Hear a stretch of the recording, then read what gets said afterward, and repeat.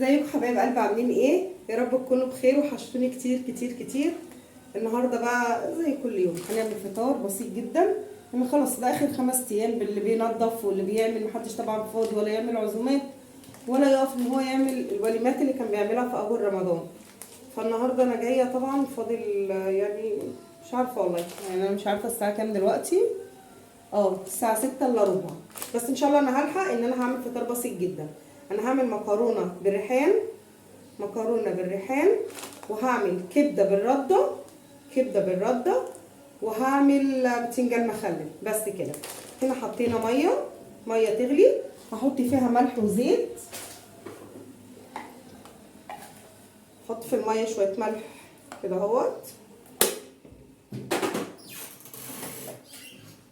وشويه زيت.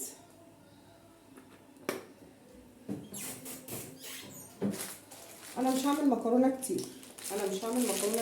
عندي يوسف بياكل الكبده بالعيش، مصطفى بياكل الكبده بالعيش. انا ما باكلش كبده خالص، ما باكلش الكبده البرده دي خالص. انا هاكل مكرونه وبتنجان مخلل حلو قوي لله. لكن ورودين هتاكل معايا مكرونه، عشان كده انا عامله كيس يعني الا ربع كده. فهي الميه غليت، هحط المكرونه.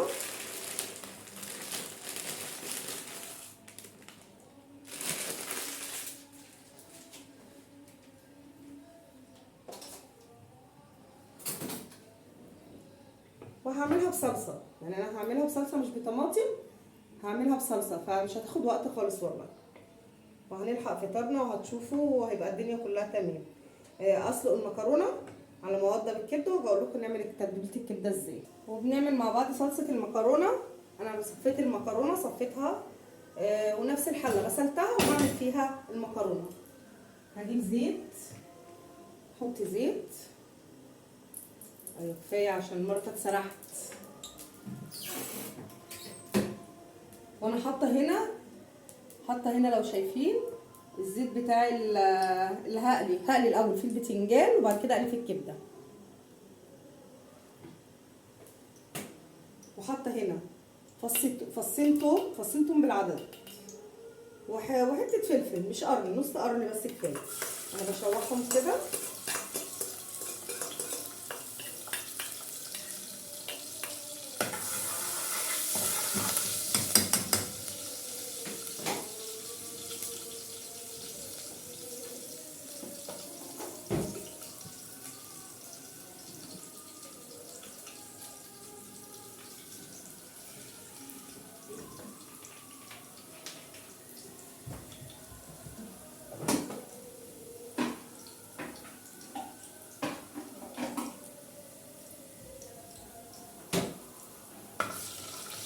حطيت ميه تسخن عشان ازود الصلصه شويه ميه. قلب التومه، لونها بس يبقى ذهبي، انا مش عارفه ليه بطلع في الكاميرا عامله كده مكشره، مش عارفه. لسه ما فكتش معاكم، بس لسه هفك. خلاص التومه بتاعتنا احمرت، بقى لونها ذهبي كده، احمرت خلاص. معلقتين صلصه. مش هحط صلصه كتير عشان المكرونه بتاعتي مش كتير.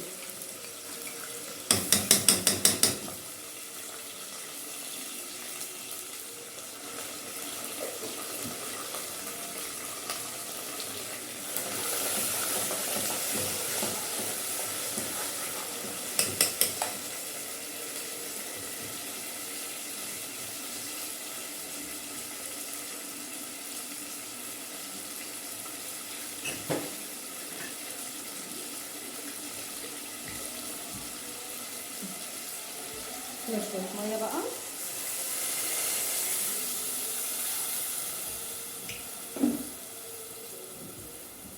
هنا الزيت سخن اتقدح، هحط البتنجان الاول، وبعد كده هحرق الصلصه معاكم.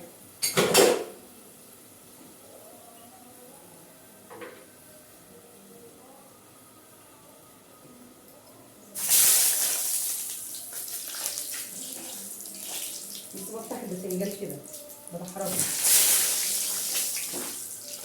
انا كنت عايزه اسلقه والله، بس مفيش وقت.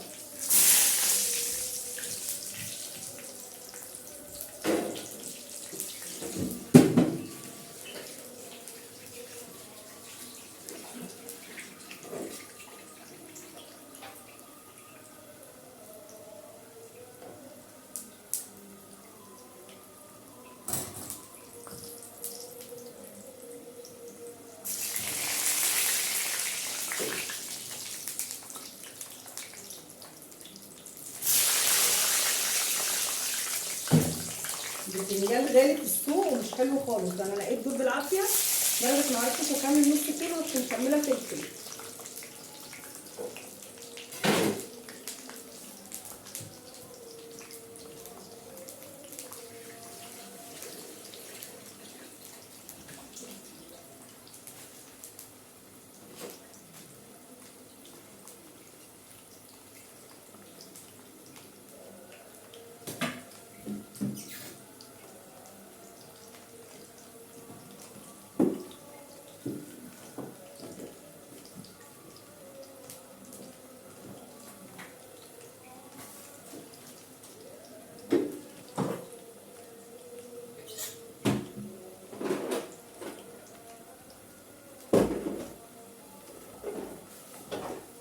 انا بجيب التوابل بس كانش عندي فلفل اسمر فاشتريت فبفضيه.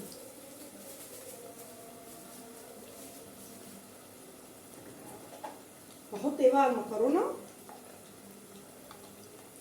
فلفل اسمر، فلفل اسمر، انا بحب الفلفل الاسمر كتير فيها.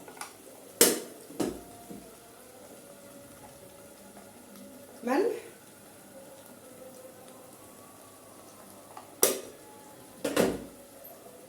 ريحان،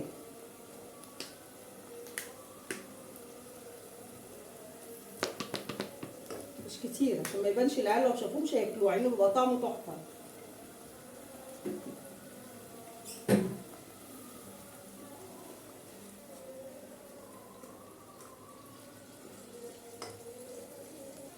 وهحط معلقه سكر عشان الحموضه بتاعت الصلصه، معلقه واحده بس عشان حموضه الصلصه.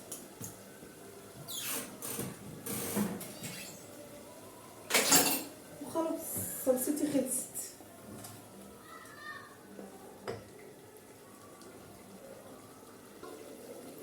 اقلبها كده هغطيها. بصي بهدلت البوتاجاز، هغطيها عشان بهدلت البوتاجاز. البتنجان هنا طلع مطفى عليه.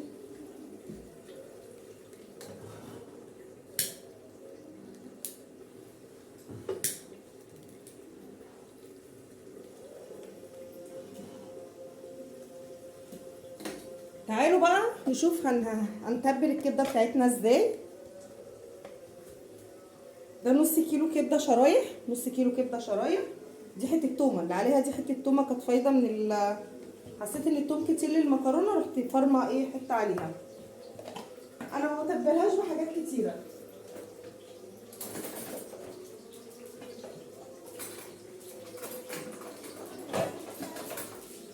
احط حته الدقه، الدقه بتاعتي طبعا قلت لكم انا بعمل بيها كل حاجه، بس هي حته الدقه كده.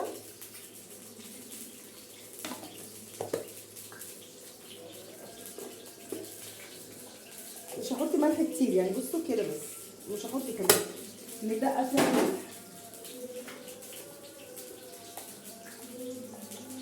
فلفل اسمر،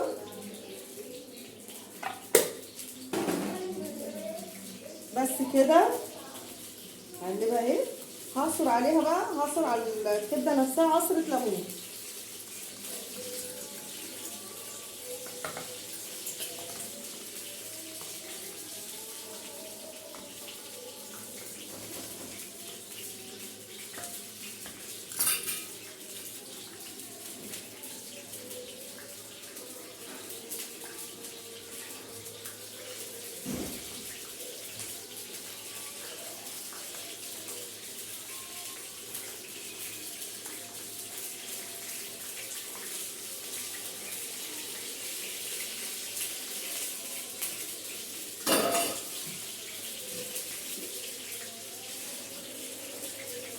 هجيب ليمون وارجع لكم. ما لقيتش ليمون فقلت احط شويه خل، شويه خل مش كتير بس كده بس. وادي تتبيله الكبده بتاعتي جاهزه وزي الفل. هسيبها شويه على ما اخلي البتنجان هحطها في الرده. هوريكم برده معايا انا بعملها ازاي في الرده، ولا بحط بيض ولا بحط اي حاجه، بعملها في الرده بتبقى جميله جدا. ولا بصل ولا ميه بصل ولا الكلام ده، هي حته هريسه بالثوم، ممكن ازود لها فص ثوم، ممكن ما ازودش لو انا حاطه الثوم كتير، وفلفل اسمر وملح فقط لا غير، سنه خل او نص عصره ليمون. انا بحب احط ليمون بس الصراحه ما لقيتش. هغسل ايدي بقى واطلع البتنجان واوريكم. انا هنا بعمل الكبده في الرده، بس انا ببدرها بس زي كده اهو في الرده، والرده تكون ناعمه، الرده تكون ناعمه.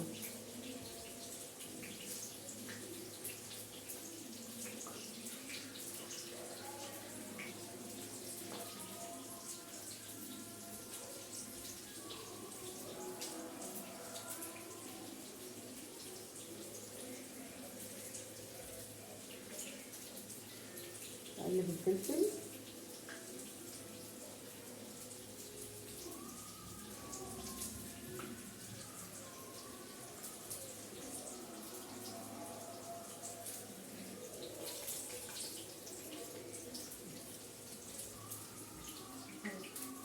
نعم يا ولاد.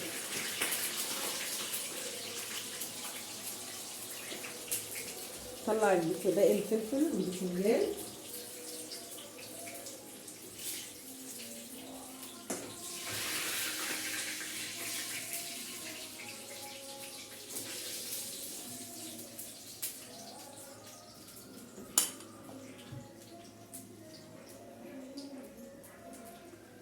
انا بقول كفايه كده، اخلي دول لما ايه، هما دول كفايه قوي كده. تعالوا معانا واحنا بنقليها. نقفلي يا ربيع التليفون. بسم الله.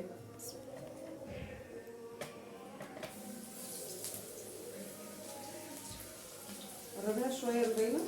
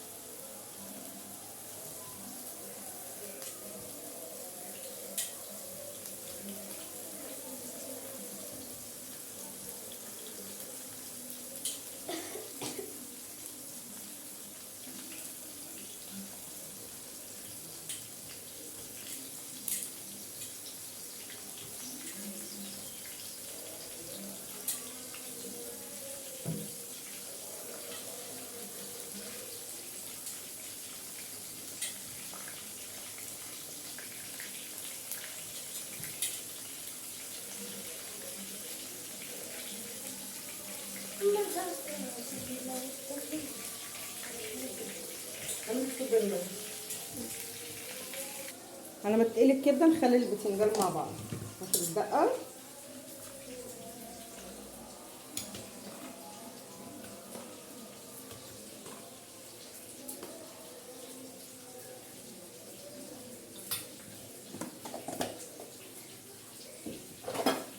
انا النهارده ما عنديش ليمون، يعني انا بحب اخلله بليمون الصراحه، ما بحبش اخلله بخل، بس النهارده ما عنديش ليمون فمش هقول لا مش هخلي البتنجان، يبقى المكرونه تتاكل ازاي من غير بتنجان؟ حطي خل كده، خلي حلوين، خلي هنا الازازه سنه ملح.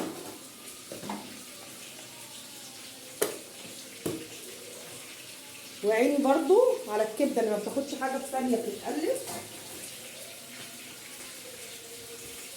شايفين الكبده انا بطلعها في مصفى واسيبها تصفي، على لما اجي اطلع القلبه اللي بعدها هتكون دي الصفه.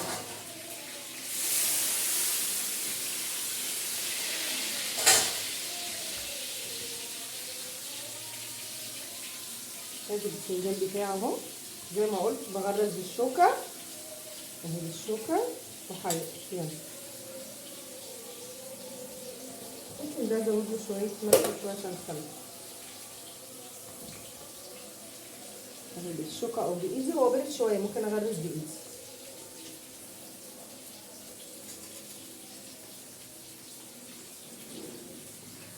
بتغرزي الدقه كده عشان يشرب حياءه ويبقى حلو، والله بيبقى تحفه، جربوه بالطريقه دي.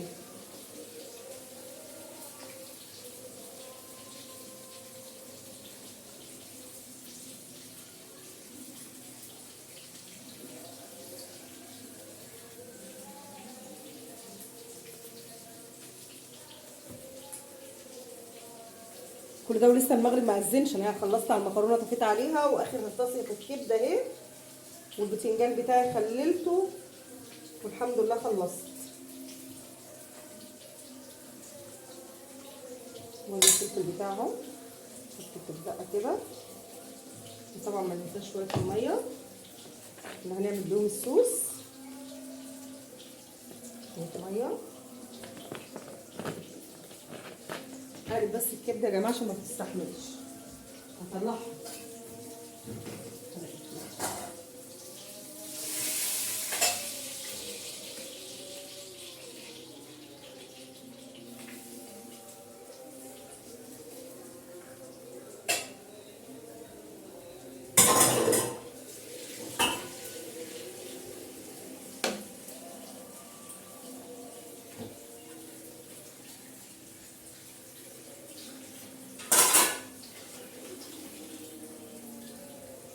شويه ملح.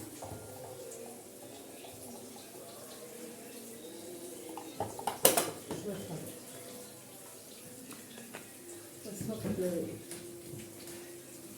هقلبها.